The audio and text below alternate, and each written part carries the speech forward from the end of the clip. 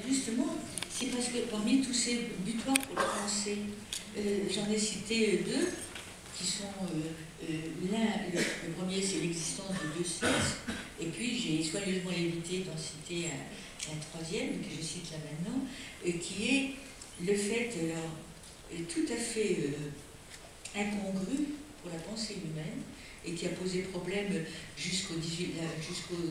à la fin du XVIIIe siècle, hein, puisque c'est seulement à la fin du XVIIIe siècle qu'on a vu des gamètes, qu'on a su qu'il y avait des ovules et des spermatozoïdes.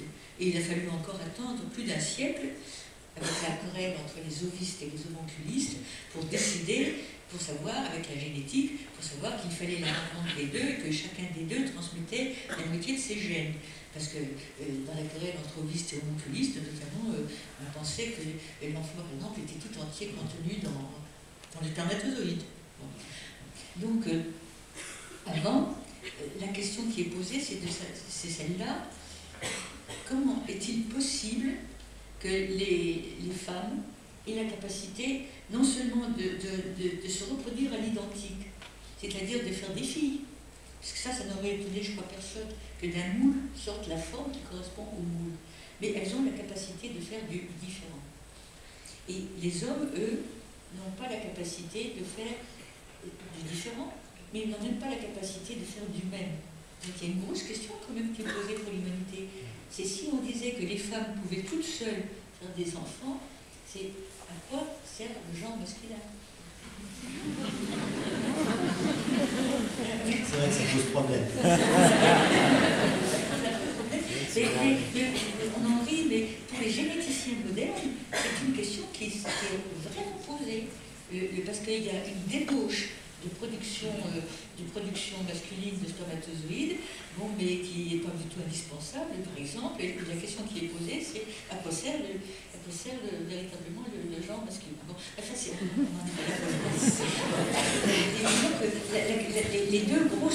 ces deux gros butoirs de la pensée, c'est l'existence de deux sexes, et puis celui-là. Les femmes font du même et du différent. Alors, l'existence de deux sexes, alors, pour moi, c'est au départ du façonnement cognitif de toutes les pensées humaines. C'est-à-dire que ça a servi de base à l'établissement d'une catégorie binaire essentielle qui oppose le même au différent, la mêmeté à la différence. Ceux qui sont faits comme moi et ceux qui ne sont pas faits comme moi. Et alors cette catégorie binaire va permettre d'engendrer toute une série de catégories binaires qui nous servent à penser le réel. Alors, c'est pas moi qui suis binariste, c'est les pensées qui sont binaristes. Bon.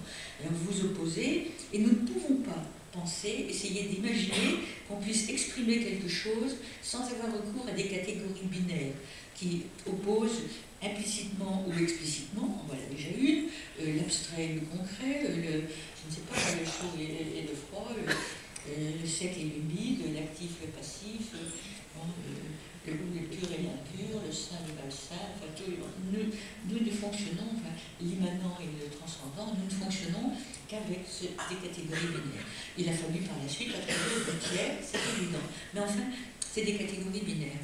Et or, il apparaît que ces catégories binaires, elles ne sont pas neutres, c'est-à-dire qu'elles sont, au moins pour les catégories les plus usuelles et les plus concrètes, elles sont affectées du signe masculin et du signe féminin. Alors, parmi toutes celles que j'ai dit, si je dis transcendant, immanent, Simone de Beauvoir a déjà montré où était la transcendance et où était l'immanence. Mais si je dis dur et mou, rêche et lisse, personne n'hésite pour savoir quels sont les termes masculins, quels sont les termes féminins. C'est vrai aussi pour actif-passif. On pense que l'homme est actif et la femme passive, aussi bien dans la relation sexuelle que dans les activités ordinaires. Et c'est dire, dans nos sociétés à nous, parce que l'activité, c'est la maîtrise des choses, hein, la maîtrise du monde, la maîtrise de la nature, la maîtrise de la technique, dont les femmes sont exclues. Et l'actif, alors, et en plus, ces catégories, jusque-là, il n'y a rien d'extraordinaire. On associe avec certaines constantes des catégories l'un ou l'autre des deux sexes, mais il se trouve qu'en plus, elles sont positives ou négatives, vous l'avez dit tout à l'heure.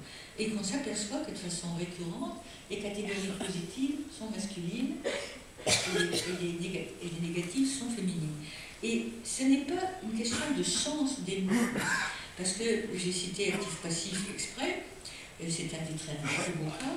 Voilà un doublet dualiste qu'on trouve chez nous, tel que actif et masculin et positif, et passif et féminin et négatif. Et puis vous allez le trouver en Inde ou en Chine, vous allez trouver que passif et masculin et positif, et actif et féminin et négatif. Parce que là, on dit que les hommes sont passifs dans un sens très particulier, ça veut dire qu'ils sont maîtres de leurs émotions. Ils peuvent maîtriser leurs émotions et la sortie de leurs émotions, et notamment cette sortie extrêmement primaire qui est l'éjaculation. Ils peuvent se retenir d'éjaculer. Et c'est cela qui est extrêmement apprécié, c'est cette passivité qui fait la masculinité, parce que c'est un être de raison, il domine ses pulsions. Alors que les femmes, elles sont vouées à une espèce d'activisme brouillon, parce que c'est ainsi que c'est représenté, et qui n'a pas vraiment de valeur. Donc on s'aperçoit, à travers des exemples de cette sorte, que la position des signes positifs et négatifs ne tient pas au sens incorporé dans les catégories binaires, mais au fait que les unes sont masculines et les autres sont féminines.